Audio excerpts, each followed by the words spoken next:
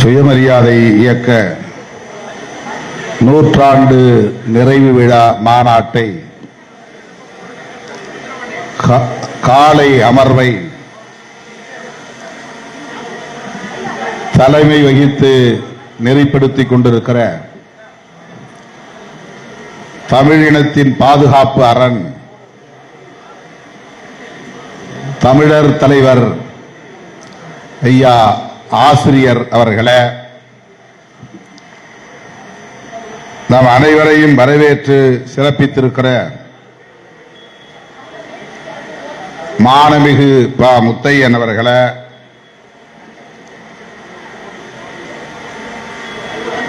மாநாட்டு தலைவரை முன்மொழிந்து சிறப்பித்திருக்கிற மாநில ஒருங்கிணைப்பாளர் உரத்தநாடு இரா. குணசேகரன் அவர்களே, வழிமொழிந்து அமர்ந்திருக்கிற தோழர்கள் வழக்குரைஞர் வீரசேகரன் அவர்களே, வழக்குரைஞர் தளபதி பாண்டியன் அவர்களே, இரா. வில்வநாதன் அவர்களே, முன்னிலை வகித்து நிகழ்வை சிறப்பித்துக் கொண்டிருக்கிற விடுதலை சிறுத்தைகள் கட்சியின் துணை பொதுச் செயலாளர் சட்டமன்ற உறுப்பினர்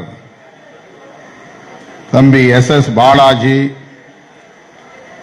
திராவிடர் கழகத்தின் மகளிரணி மாநில செயலாளர் தகடூர் தமிழ்ச்செல்வி உள்ளிட்ட திராவிடர் கழகத்தின் முன்னணி தலைவர்களே, திராவிடர் கழக தலைமை செயற்குழு உறுப்பினர்கள் கோபால், செல்வம், சண்முகம், எடிசன் ராஜா, திருப்பதி, சிந்தனை செல்வன் ஆகிய முன்னணி பொறுப்பாளர்களே, இந்த நிகழ்வில் பங்கேற்று உரையாற்றி விடைபெற்று சென்றிருக்கிற திராவிட முன்னேற்றக் கழகத்தின் துணை பொதுச் செயலாளர் நாடாளுமன்ற உறுப்பினர் அன்பு சகோதரர் மானமிகு ஆ. ராஜா அவர்களே, சுயமரியாதை சுடரொலிகள் படத்தினை திறந்து வைத்து சிறப்பித்திருக்கிற மானமிகு பொத்தனூர் சண்முகம் அவர்களே, எனக்கு முன்னர் இங்கே சிறப்புரை வழங்கி அமர்ந்திருக்கிற மனிதநேய மக்கள் கட்சியின் தலைவர் சட்டமன்ற உறுப்பினர் அண்ணன் பேராசிரியர் ஜவாஹிருல்லா அவர்களே, இந்திய கம்யூனிஸ்ட் கட்சியின் மாநில செயலாளர் மதிப்பிற்குரிய தோழர் மு. வீரபாண்டியன் அவர்களே, திராவிடர் கழகத்தின் துணைத் தலைவர் தமிழர் தலைவருக்கு உற்ற துணையாய் களத்தில் நிற்கும் அண்ணன் கவிஞர் கலி பூங்குன்றன் அவர்களே, மதிப்பிற்குரிய அண்ணன் அன்புராஜ் அவர்களே, மற்றும் திராவிடர் கழகத்தின் மூத்த தலைவர்களே, முன்னணி தலைவர்களே, திரளாக கூடியிருக்கிற கருஞ்சட்டை படை வீரர்களே, என் உயிரின் உயிரான விடுதலை சிறுத்தைகளே, உங்கள் அனைவருக்கும் என்னுடைய பணிவார்ந்த வணக்கத்தை தெரிவித்துக் கொள்கிறேன். இன்று ஒரு நாள் முழுவதும் இந்த மாநாடு ஒருங்கிணைக்க பெற்று காலையில் பேரணி தொடங்கி இப்போது இந்த மண்டபம் முழுவதும் 3 தலங்களிலும் ஆயிரக்கணக்கானவர்கள் அமர்ந்து இந்த அமர்வு நடைபெற்றுக் கொண்டிருக்கிறது.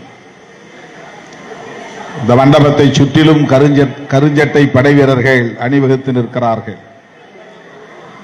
இந்த ஒரு அரங்கம் மட்டுமில்லாமல் மேலும் கீழும் என்று 3 அரங்கங்களிலும் ஒரே நேரத்தில் கருஞ்சிறுத்தைகள் அமர்ந்து இந்த நிகழ்வை சிறப்பித்துக் கொண்டிருக்கிறார்கள். இந்த நூற்றாண்டு விழாவிலே, நிறைவு விழாவிலே பங்கேற்று உங்களிடையே உரையாற்றக்கூடிய ஒரு அரிய வாய்ப்பை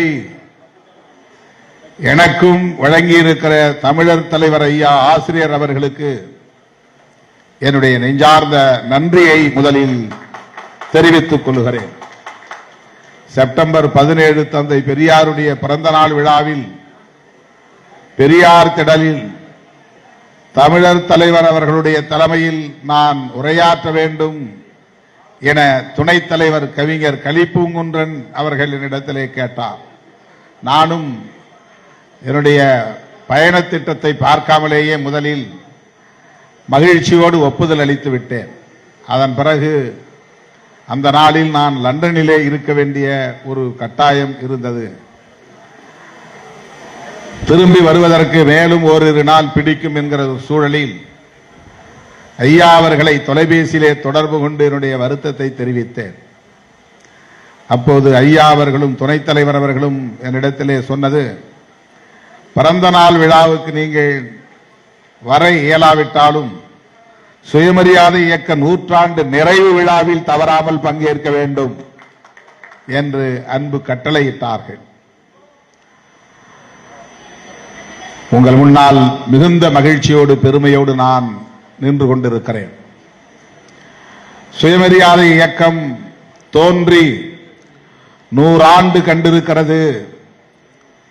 ஒரு 100 இயக்கமாக இது இயங்கிக் கொண்டிருக்கிறது என்பதை எண்ணி பார்க்கிற போது வியப்பும் மகிழ்ச்சியும் மேலிடுகிறது. இந்த இயக்கம் தோன்றாமல் இருந்திருந்தால் பகுத்தறிவு பகலவன் தந்தை பெரியார் அவர்கள் காங்கிரஸ் இயக்கத்திலேயே நீடித்திருந்தால் என்ன நேர்ந்திருக்கும் என்பதை நாம் எண்ணி பார்க்கிற போது அச்சமாக இருக்கிறது. சுயமரியாதை இயக்கம் தோன்றியதால் தான் காங்கிரஸ் இயக்கத்தை விட்டு தந்தை பெரியார் வெளியேறி வந்து இந்த இயக்கத்தை உருவாக்கியதால் தான் இன்றைக்கு அண்ணன் தளபதி ஸ்டாலின் அவர்கள் தமிழ்நாட்டின் முதலமைச்சர் இருக்கையிலே அமர முடிந்திருக்கிறது. திருமாவளவன் ஒரு இயக்கத்தின் தலைவராக மட்டுமின்றி இன்றைக்கு நாடாளுமன்றத்தில் உங்களின் பிரதிநிதியாக பேச முடிகிறது. இந்த மாற்றங்கள்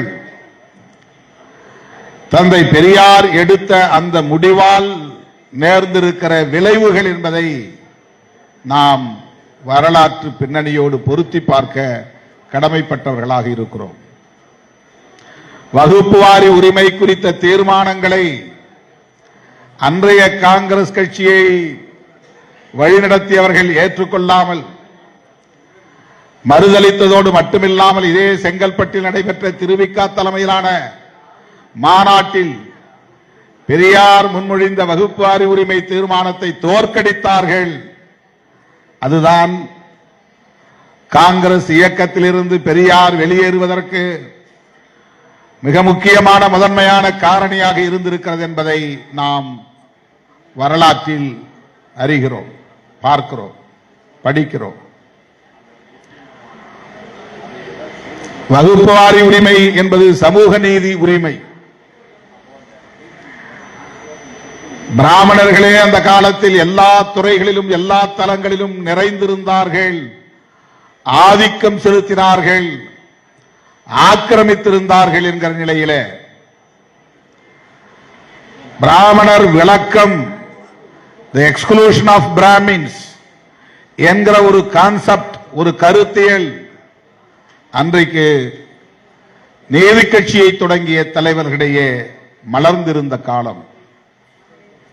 பெரியார் அப்போது நீதி கட்சியிலே இல்லை. ஆனால் நீதி கட்சி அப்போதே அனைத்து துறைகளிலும் பார்ப்பனர்களே மேலோங்கி இருக்கிறார்கள், ஆதிக்கம் செலுத்துகிறார்கள், ஆக்கிரமித்து இருக்கிறார்கள். பார்ப்பனர் அல்லாதார் யாரும் கல்வியை பெற முடியவில்லை, அரசு பணிகளில் அமர முடியவில்லை, வழக்கறிஞர்களாக கூட மாற முடியவில்லை. அப்படிப்பட்ட ஒரு சூழலிலே பார்ப்பனர் அல்லாதார் என்கிற கருத்தியல் முகிழ்த்த காலம் 1915-16 இந்த காலகட்டம். அப்படி உருவான அந்த இயக்கம் நீதி கட்சி பார்ப்பனர் அல்லாதார் என்கிற ஒரு சிந்தனையை மக்களிடையே வளர்த்தது. அதே காலகட்டத்தில் வட இந்தியாவில் பார்ப்பனர் அல்லாதார் என்கிற சிந்தனை பெரிதாக தலை தூக்கவில்லை. இந்துக்கள் இஸ்லாமியர்கள் என்கிற பாகுபாட்டைத்தான் அப்போதும் உயர்த்தி பிடித்தார்கள். மகாராஷ்டிரா மாநிலத்தில் மகாத்மா ஜோதிபா பூலே, அவரை தொடர்ந்து பல தலைவர்கள், பின்னர் பெரியாருடைய சமகாலத்தில் புரட்சியாளர் அம்பேத்கர் போன்றவர்கள் எல்லாம் அந்த மண்ணிலே தோன்றிய போதும் இந்த மண்ணில் பிராமின் நான் பிராமின் என்று இரண்டு வருண வகுப்பாக மக்களை பிரித்து அணிதிரட்டக்கூடிய, அமைப்பாக்கக்கூடிய, கூர்மைப்படுத்தக்கூடிய பணிகள் தீவிரமடைந்திருந்த காலம்.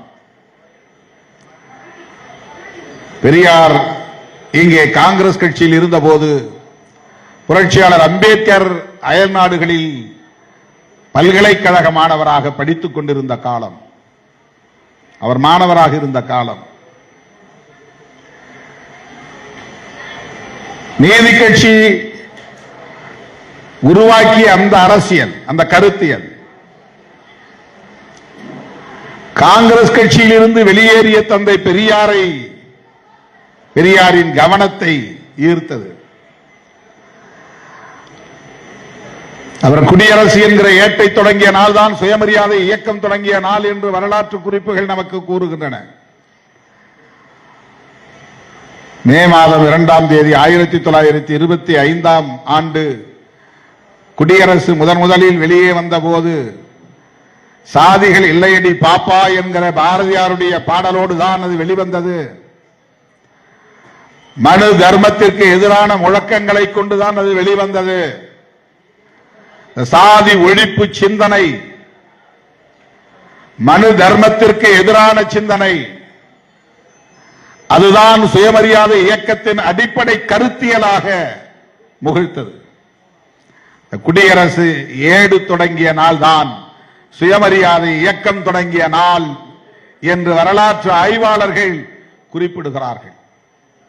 அந்த கணக்கின் அடிப்படையில் தான் 2025 நூற்றாண்டு என்று இன்றைக்கு திராவிடர் கழகம் கொண்டாடி கொண்டிருக்கிறது. திராவிடர் கழகம் எப்படி உருவானது? நீதி கட்சியும் சுயமரியாதை இயக்கமும் சேர்ந்த ஒரு இயக்கம் தான் திராவிடர் கழகம். பகுத்தறிவு பகலவன் தந்தை பெரியார் அவர்கள் காங்கிரஸ் கட்சியில் இருந்து வெளியேறி சுயமரியாதை இயக்கம் என்கிற பெயரில் இயங்கிக் கொண்டிருந்த காலத்தில் நீதி கட்சி தலைவர்களோடு உறவாடி கொண்டிருந்தார், அவர்களை ஊக்கப்படுத்திக் கொண்டிருந்தார். தேர்தல் அரசியலில் அவர்கள் வீழ்ச்சியடைந்த நிலையில சுவண்டுவிடக் கூடாது என்று அவர்களை தாங்கி பிடித்தார். நீதி கட்சி துவண்டுவிடக் கூடாது. 6 ஆண்டுகள் ஆட்சியிலே இருந்த கட்சி பிறகு தோற்று போனது.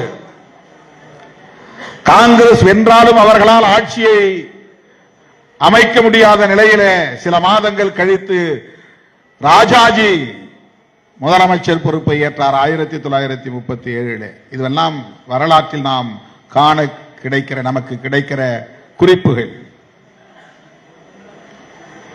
அப்படிப்பட்ட காலத்தில் நீதி கட்சி துவண்டுவிடக் கூடாது என்று அதை தாங்கி பிடித்து அதை ஊக்கப்படுத்தியவர். இந்தி திணிப்பு எதிர்ப்பு போராட்டத்திலே பங்கேற்று சிறையில் இருந்தபோது நீதி கட்சியின் தலைவராகவே தேர்ந்தெடுக்கப்பட்டார். சுயமரியாதை இயக்கம் கண்ட தலைவர் தந்தை பெரியார் நீதி கட்சியின் தலைவராகவும் பொறுப்பேற்று ஒரே நேரத்தில் நீதி கட்சிக்கும் சுயமரியாதை இயக்கத்திற்கும் தலைவராக இருந்து பாடாற்றியவர் பகுத்தறிவு பகலவன் தந்தை பெரியார் அவர்கள். அந்த இயக்கத்தின் அடிப்படை கோட்பாடு அல்லது முதன்மை கோட்பாடு என்பது சமூக நீதி என்பதாகத்தான் இருந்தது. சமத்துவத்திற்கான அடித்தளம் சமூக நீதி. மனு தர்மத்தின் பெயரால் மன்னராட்சி காலத்தில் இங்கு நிலைநிறுத்தப்பட்ட இந்த சமூக கட்டமைப்பு பிறப்பின் அடிப்படையிலான உயர்வு தாழ்வை நிலைநிறுத்தி இருக்கிறது. நாமெல்லாம் பெருமையோடு பேசுகிற மன்னர்கள் தமிழ் மன்னர்கள் தான். தமிழை தூக்கி எறிந்துவிட்டு சமஸ்கிருதத்தை தூக்கி கருவறையிலே வைத்தார்கள். உள்ளூர் வள்ளுவ பண்டாரங்களை தூக்கி எறிந்துவிட்டு ஐயங்கார்களை கொண்டு வந்து வைத்தார்கள். வேள்விகளை நடத்துவதிலும் யாகங்களை நடத்துவதிலும் ஆர்வம் கொண்டார்கள். சமஸ்கிருதம் தேவபாஷை என்பதை ஏற்றுக்கொண்டார்கள். பிறப்பின் அடிப்படையிலான உயர்வு தாழ்வை கடவுளின் விதி என்று நம்பினார்கள். அவர்களால் இங்கே நிலைநிறுத்தப்பட்ட இந்த வாழ்வியல் முறையை, சமூக கட்டமைப்பை தகர்த்திட வேண்டும் என்கிற துணிச்சலை கொண்ட ஒரு போராளியாக வெகுண்டெழுந்தவர்தான் பகுத்தறிவு பகலவன் தந்தை பெரியார். மண்டை சுரப்பை உலகு தொழும், மனக்குகையில் சிறுத்தை எழும் என்றார் பாவேந்தர் பாரதிதாசன். பெரியாரை பற்றி விவரிக்கிற போது மனக்குகையில் சிங்கம் எழும் என்று சொல்லவில்லை, மனக்குகையில் புலி எழும் என்று சொல்லவில்லை, மனக்குகையில் சிறுத்தை எழும் என்றார் பாரதிதாசன். அதை எண்ணி எண்ணி நான் வியந்து போவதுண்டு. இந்த இயக்கத்திற்கு விடுதலை சிறுத்தைகள் என பெயர் சூட்டியதும் பெரியாருடைய சிந்தனையும் எப்படி பொருந்தி போகிறது என்று நான் எண்ணி சிலாகிப்பதுண்டு.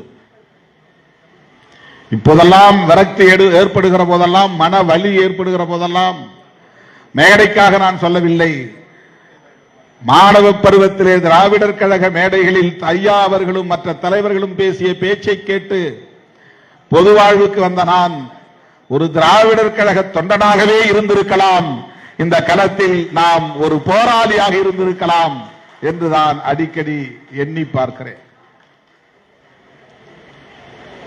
இது நான் மேடைக்காக சொல்லவில்லை. தேர்தல் அரசியல் எவ்வளவு வலிமிக்கது என்பது உங்களுக்கு தெரியும், எவ்வளவு அழுத்தங்களை தரக்கூடியது என்பது தெரியும். அவதூறுகளையும் அவமானங்களையும் நாள்தோறும் சந்திக்க வேண்டும் என்கிற இன்னல் நிறைந்த களம் என்பது உங்களுக்கு தெரியும். அவ்வப்போது அப்படி நான் நினைத்து பார்ப்பதுண்டு. எவ்வளவு பெரியாரை கொச்சைப்படுத்தினாலும், பெரியாருடைய அரசியலை காயப்படுத்தினாலும், தமிழர் தலைவர் ஐயா அவர்கள் பதற்றப்படாமல் அவற்றை எதிர்கொள்ளுகிற துணிச்சலை பெற்றிருக்கிறார். அந்த அளவுக்கு அவர் பக்குவமும் முதிர்ச்சியும் அடைந்திருக்கிறார். அதற்கு காரணம் அவர் ஏற்றுக்கொண்டிருக்கிற பெரியாரியம் என்கிற கருத்தியல் தான். இந்த அரசியலை எந்த சக்தியாலும் சிதைக்க முடியாது, வீழ்த்த முடியாது என்கிற அதீதமான ஒரு நம்பிக்கை தான். நான் இதுவரையில் ஐயா அவர்கள் பெரியாரை விமர்சிக்கிற யாரையும் கண்டு அவர் பதற்றப்பட்டதில்லை, ஆத்திரப்பட்டதில்லை. நான் அப்படி பார்க்கவில்லை அவரை. அவ்வளவு பக்குவமாக அதையெல்லாம் அவர் எதிர்கொள்கிறார். பெரியார் உலகமயமாகி வருகிறார் என்று உலகம் முழுவதும் பயணம் செய்து பெரியார் அரசியலை இன்றைக்கு கொண்டு போய் சேர்க்கிறார். ஜப்பானின் டோக்கியோவில் இருந்து ஒரு தோழர் வந்து இங்கே புத்தகம் பெற்றுக் கொண்டார். பெரியாரை இன்றைக்கு உலகமே உற்று நோக்குகிறது, ஆழ்ந்து கற்கிறது. உலக தலைவர்களின் வரிசையில் வைத்து பார்க்கிறது. இதற்கு எந்த அடையாள அரசியலும் காரணம் இல்லை, அவருடைய அறிவார்ந்த அரசியல் தான் காரணம். அவர் பேசிய மாந்தநேய அரசியல் தான் காரணம். அவர் பரப்பிக் கொண்டிருக்கிற இந்த பகுத்தறிவு அரசியல் தான் காரணம். லாபி செய்து இந்த அரசியலை பல நாடுகளுக்கும் கொண்டு போய் சேர்க்கவில்லை. எப்படி சாக்ரட்டிஸின் அரசியலை நாம் தேடி படிக்கிறோமோ, எப்படி மாமேதை காரல் மார்க்சின் கருத்தியலை நாம் தேடி படிக்கிறோமோ, அப்படி இன்றைக்கு உலகம் முழுவதும் ஜனநாயக சக்திகள், முற்போக்கு சக்திகள், இடதுசாரி சக்திகள் தந்தை பெரியாரை தேடி படிக்கிற காலம் கனிந்திருக்கிறது, சூழல் மலர்ந்திருக்கிறது.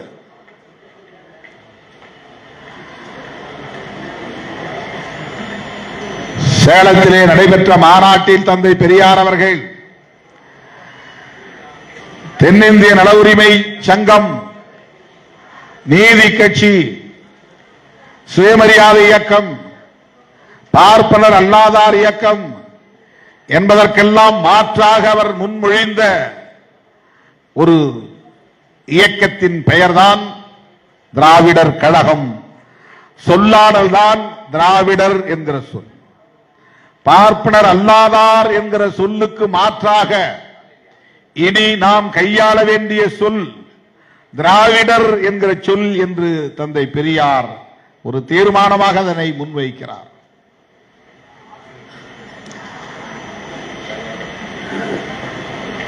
திராவிடர் கழகம் உருவாவதற்கு முன்பே தமிழ்நாடு தமிழருக்கே என்று சொன்னவர் தந்தை பெரியார்.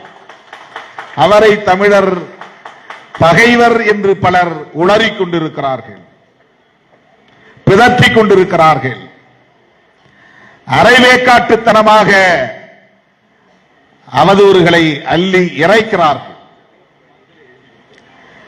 எங்களுக்கு கவலையாக இருக்கிறது. ஆசிரியர் அதை பற்றி கவலைப்படுவதே இல்லை. அவருக்கு எல்லா நீள அகலமும் தெரியும், எல்லா உயரமும் தெரியும், ஆழமும் தெரியும் என்பதனால் அவர் அமைதி காக்கிறார். இவர்களெல்லாம் எந்த அளவுக்கு துள்ளுவார்கள் என்பது அவருக்கு தெரியும். யாருடைய பிடியில் இவர்கள் இருக்கிறார்கள், எந்த அளவுக்கு இவர்களை குறைக்க விடுவார்கள் என்பது அவருக்கு தெரியும். ஆகவே இதற்காக நாம் நம்முடைய சக்தியை விரயப்படுத்த வேண்டாம் என்கிற பக்குவம், முதிர்ச்சி தமிழர் தலைவர் ஐயா அவரிடத்திலே வெளிப்படுவதை நம்மால் பார்க்க முடிகிறது. என்னால் அதையெல்லாம் உள்ளபடியே சகித்துக் கொள்ள முடியவில்லை. அவர் அடைந்திருக்கிற இந்த பக்குவத்தை நாம் எல்லாம் அடைவதற்கு இன்னும் எத்தனை ஆண்டுகள் ஆகும் என்று தெரியவில்லை. திமுகவை எதிர்க்கிறார்கள் என்பதற்காக நாம் ஆத்திரப்படுகிறோம் என்று சில அற்பர்கள் பேசுகிறார்கள். திமுக ஒரு அரசியல் கட்சி, ஆண்ட கட்சி, ஆண்டு கொண்டிருக்கிற கட்சி, எத்தனையோ பல எதிரிகளையும் எதிர்ப்புகளையும் எதிர்கொண்ட கட்சி. அதற்கு யாரும் போய் தாங்கி பிடிக்க வேண்டிய தேவையில்லை, முட்டுக் கொடுக்க வேண்டிய தேவையில்லை. முட்டுக் கொடுத்தல் என்றால் சாயும் நிலையில் இருக்கிற ஒன்றுக்குத்தான் முட்டுக் கொடுக்க வேண்டும். அது கோலோச்சுகிற கட்சி, அதற்கு யார் போய் முட்டுக் கொடுப்பார்கள்? அது ஆளும் கட்சி, ஆட்சி அதிகார பீடத்தில் இருக்கிற கட்சி, அது கோலோச்சி கொண்டிருக்கிற கட்சி. அதற்கு போய் எங்களை போன்றவர்கள், இடதுசாரிகள், திருமாவளவன் எல்லாம் முட்டுக் கொடுக்கிறார்கள் என்கிறார். அப்படி அல்ல. திராவிடம் என்கிற அரசியலையே கேள்விக்குள்ளாக்குகிற போது அதை திருமாவளவன் போன்றவர்களால் வேடிக்கை பார்க்க முடியாது. திராவிடம் என்பது ஆரியம் என்கிற கருத்தியலுக்கு எதிராக தோன்றிய ஒரு மகத்தான தத்துவ சொல்லாடல். அது பண்டிதர் அயோத்திதாசர் அவர்களால் பேசப்பட்ட அரசியல். அது புரட்சியாளர் அம்பேத்கர் அவர்களால் இந்த தேசம் முழுவதும் நாகர்கள் வாழ்ந்தார்கள். அந்த நாகர்கள் தான் இன்று திராவிடர்கள் என்றும் தமிழர்கள் என்றும் அழைக்கப்படுகிறார்கள் என அறிவிக்கப்பட்ட ஒன்று.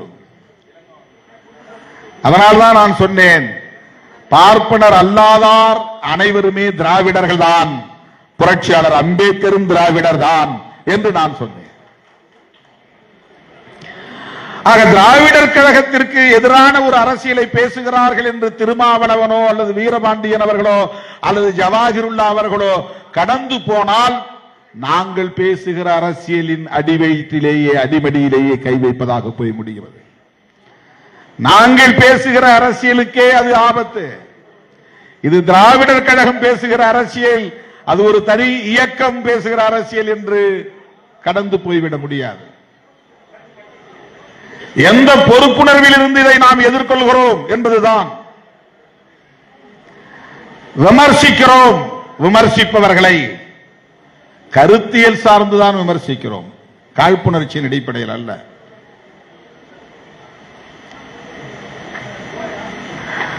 திமுகவை ஆட்சி அதிகார பீடத்திலிருந்து அகற்ற வேண்டும் என்று துடிப்பது ஆட்சி அதிகாரத்தை விரும்புகிற ஒவ்வொருவருக்கும் இருக்கிற ஆசையாக இருக்கலாம். ஆனால் அது திமுக என்கிற கட்சியோடு நின்று விடுகிற அரசியலாக இல்லை. திமுகவும் பேசுகிற, விடுதலை சிறுத்தைகளும் பேசுகிற, இடதுசாரிகளும் பேசுகிற அரசியலுக்கே வேட்டு வைக்கிற முயற்சியாக இருக்கிறது. சங்க பரிவாரங்களின் முயற்சியாக இருக்கிறது. எனவேதான் சங்க பரிவாரங்களின் தூதுவர்களாக இந்த களத்திலே, பிரதிநிதிகளாக இந்த களத்திலே இறங்கி இருப்பவர்கள் எந்த முகமூடி போட்டிருந்தாலும் அந்த முகமூடியை கிழிக்க வேண்டிய பொறுப்பு, தோலுரிக்க வேண்டிய பொறுப்பு, அவர்களை மக்களின் முன்னால் அம்பலப்படுத்த வேண்டிய பொறுப்பு மேடையில் அமர்ந்திருக்கிற முற்போக்கு சக்திகளாக இருக்கிற ஒவ்வொருவருக்கும் இருக்கிறது என்று உணர்ந்திருக்கிற இயக்கம் விடுதலை சிறுத்தைகள் கட்சி. சுயமரியாதை இயக்கம் தோன்றிய பிறகுதான்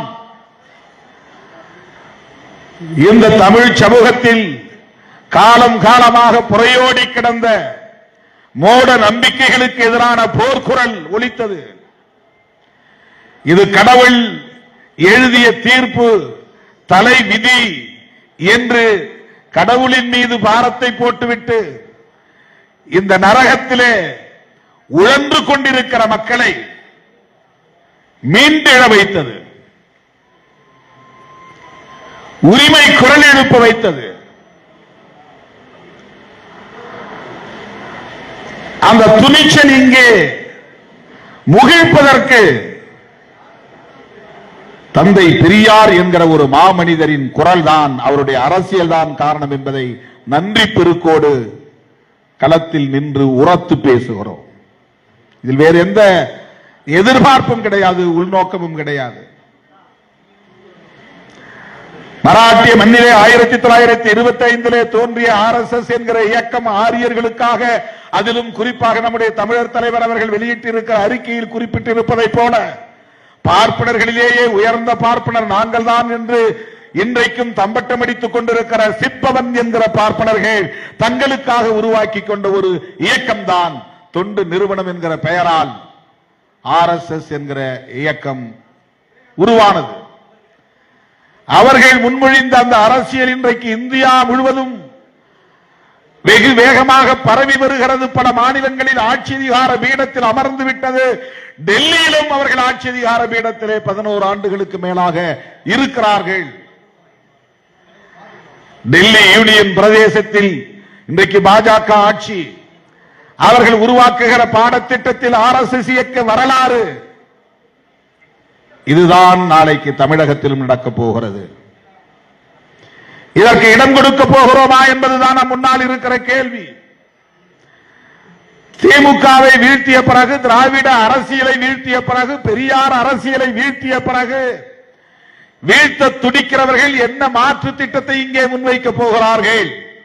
இவர்களால் திமுக அமர்ந்திருக்கிற ஆட்சி பீடத்தில் போய் அமர்ந்துவிட முடியுமா? அப்படியே அமர்ந்தாலும் பெரியார் பேசிய அரசியலை உரத்து பேச முடியுமா?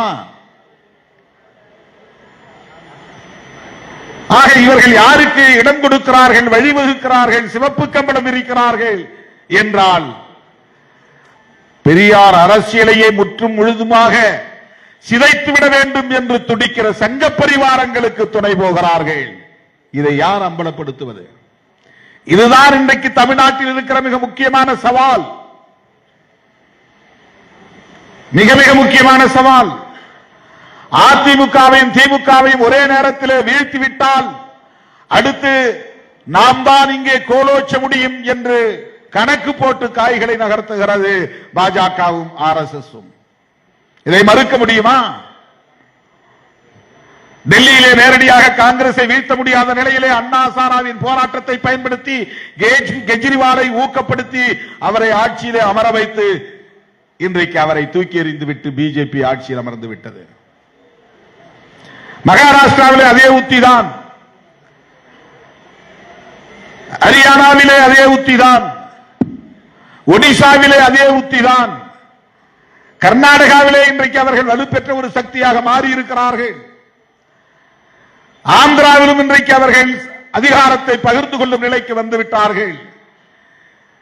இந்தியாவிலே இன்றைக்கு மேற்கு வங்கத்திலும் கேரளாவிலும் தமிழ்நாட்டிலும் தான் அவர்கள் ஜம்பம் பலிக்கவில்லை. மேற்கு வங்கத்திலும் கூட இன்றைக்கு அவர்கள் ஒரு சக்தியாக காங்கிரஸை பின்னுக்கு தள்ளிவிட்டு வளர்ந்து நிற்கிறார்கள். தமிழ்நாட்டில் அப்படி ஒரு நிலை ஏற்பட்டால் என்ன ஆகும்?